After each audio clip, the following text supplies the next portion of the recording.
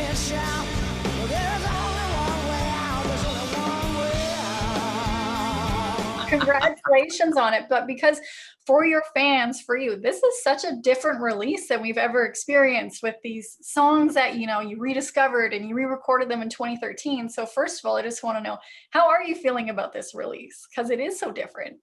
I love it, and because it's actually very similar to my old material, because it came from the late 80s and early 90s. So when I play the songs live now, they just fit right in. It sounds like something off of like the first 4 albums.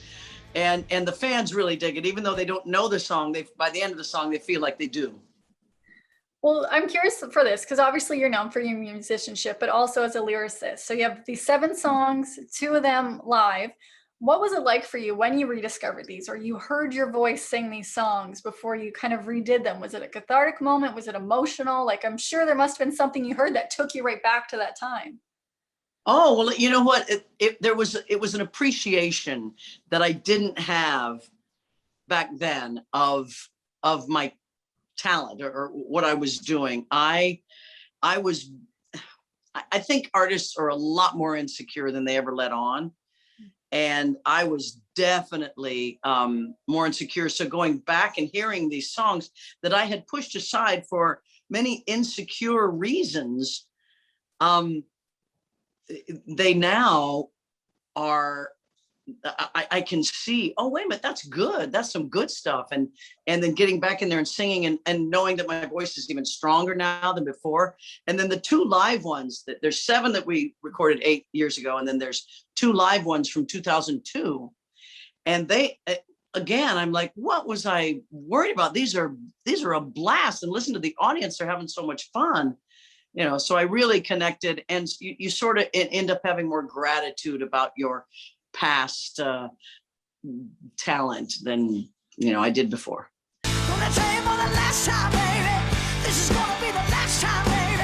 Getting fierce for the last time, baby. Ain't no going down for the last time, baby.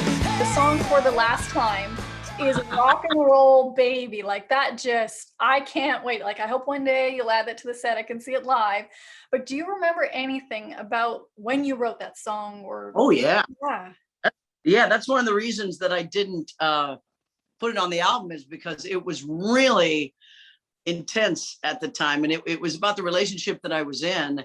You know, it's right around the I'm the only one time period, you know, right there. And it was just this really painful relationship that I was just like, this is it, man. This is it. I'm not doing this again.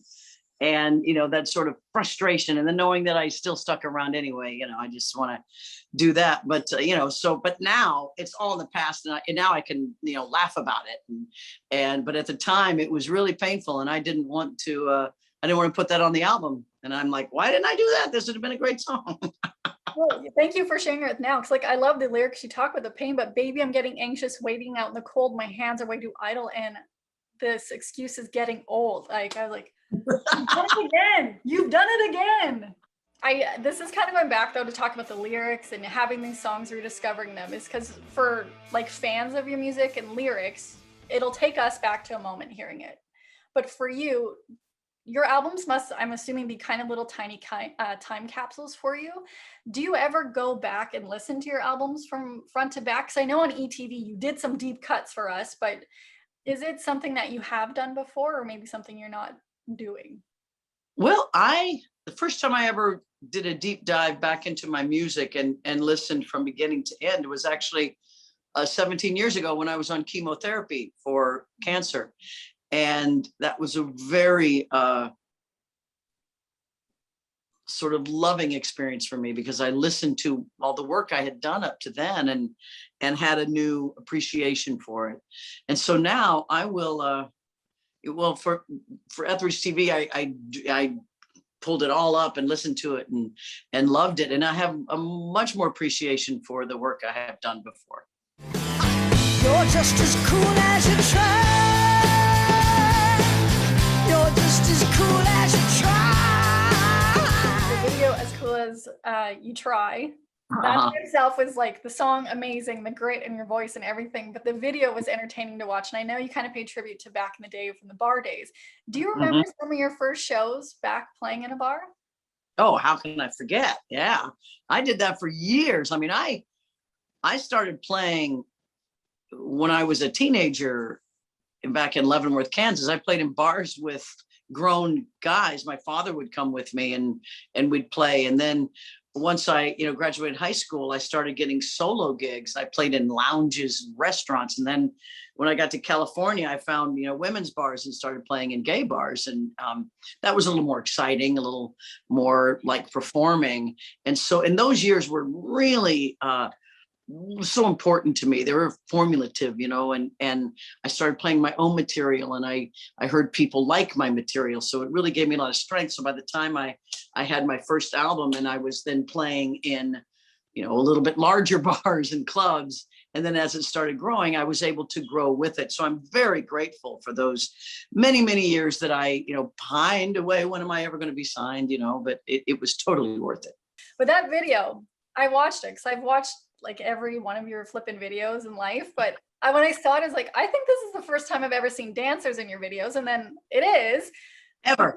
Did you Yeah. ever, for fun, learn the dance in it though? No, not a dancing kind of girl. I can do it like this maybe, but no, I was never a choreography dance. I love to dance. Get me out there, let me do my thing. But you tell me I have to do this 3, 4, 1, 2 around, and I'm off the dance. I can't do it.